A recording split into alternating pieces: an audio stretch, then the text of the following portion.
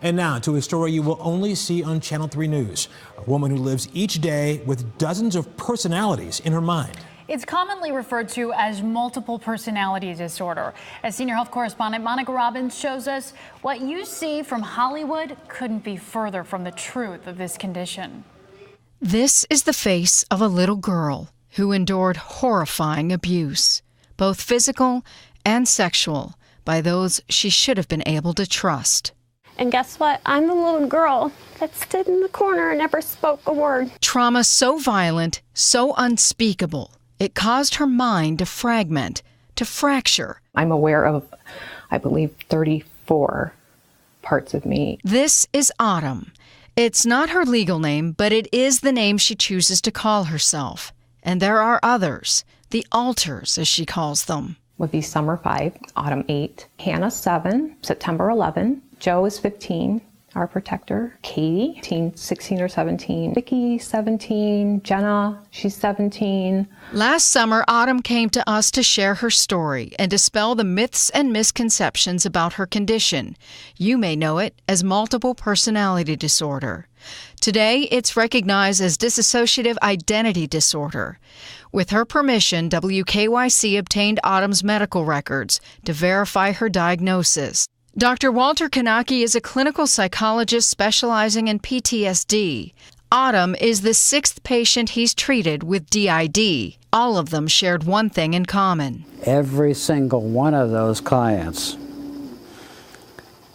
were abused horrendously before the age of 2. DID is the brain's way of surviving this type of abuse. Different personalities emerge based on what is supportive for the victim. Even though the personalities are all different, they're all her. She described it like being in the back seat of a car, watching and hearing yourself have a conversation.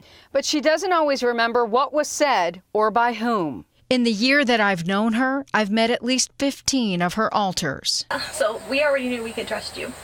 That's okay. I feel like I'm not supposed to be here right now. Autumn doesn't know what triggers some of the alters to come out. During our time together, I noticed changes to her features, facial tics, tapping feet, and clicking of her tongue each time she'd change. And that's what people are seeing in me and all the parts of me and the pieces of me that come out. She's been hospitalized and attempted suicide too. But right now, things are better. She's in treatment. And she got married recently to Carl, who takes part in her therapy. It's all one body, and she's always there, but all these little pieces of her fragment and come in to handle situations as they're needed. Treatment will help Autumn cope and manage her disorder.